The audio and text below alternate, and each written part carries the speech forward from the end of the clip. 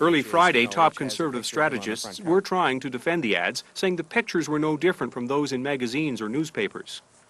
Far from making fun of anybody, they're trying to ask a very serious question, and they simply use pictures of the man about whom the questions are being asked in terms of his competence. Is this a prime minister?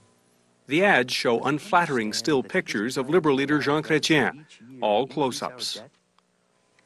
How can he believe that you can kickstart a modern economy by fixing some roads? The ads are completely negative. One suggests Chretien would be a national embarrassment as prime minister.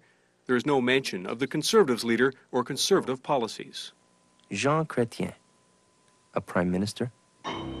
Think twice.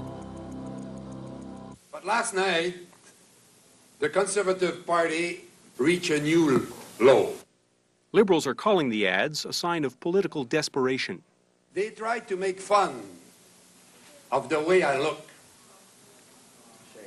God gave me a physical defect. And I've accepted that since I'm a kid. It's true that I speak on one side of my mouth. I'm not a Tory, I don't speak on both sides of my mouth. Unfortunately, I suffer from Bells Palsy. Political parties are notorious for stacking radio call-in shows during elections.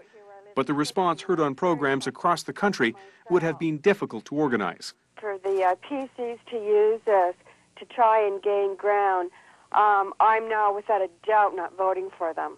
Hours after the ads began to run, Conservative candidates began trying to distance themselves from them. The judgment to use negative advertising to this extreme is bad judgment. Several candidates issued apologies, in effect joining a rebellion against their own party's national campaign. If it has injured Mr. Chretien in any way, I apologize. I felt it was totally inappropriate and in poor taste, and I wanted to apologize to Mr. Chretien. To make a caricature of a national party leader is simply putting a distance between me and this party. Ken Riddell has been analyzing political ads during the campaign for Marketing Magazine. Riddell says the ads are unlike anything he has ever seen in Canadian politics. It's a lot more personal now than it ever has been before, and Canadians, I think are not used to that sort of thing. Early Friday, top conservative strategists were trying to defend the ads, saying the pictures were no different from those in magazines or newspapers.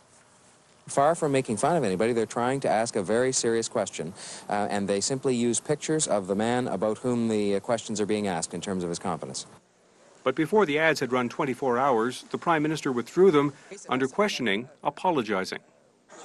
I would apologize to Mr. Chretien, to anyone who found them offensive. It certainly was not the intention to be offensive. The intention was to deliver a very important message in this campaign about Mr. Chretien's competence as a leader.